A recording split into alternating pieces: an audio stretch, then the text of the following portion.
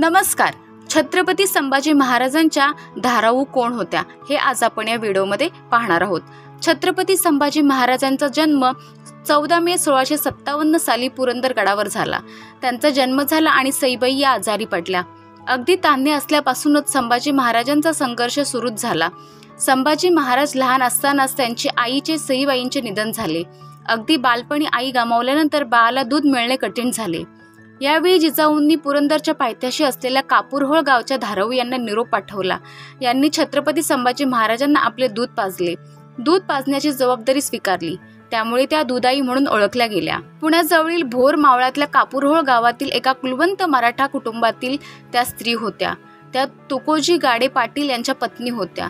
संभाजी महाराजांच्या आई महाराणी सईबाई यांच्या निधनानंतर त्यांनी बाळ शंभूराजे यांचे संगोपन केले.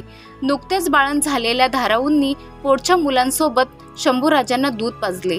छत्रपती शिवाजी महाराजांनी या कृतज्ञतेची जाणीव म्हणून धाराऊंना दरवर्षी 16 होनाची तैनाती करून दिली. एवढंच नव्हे तर त्यांच्या मुलांना स्वराज्याच्या सेवेतही घेतले. धाराऊ यांनी संभाजी महाराजांना दूध पाजण्याची जबाबदारी स्वीकारली. त्यामुळे त्या दुधाई म्हणून ओळखल्या गेल्या. त्यांच्या नावाचा उल्लेख संभाजी महाराजांच्या बालपणीच्या कहाण्यांमध्ये वारंवार केला जातो. धन्यवाद.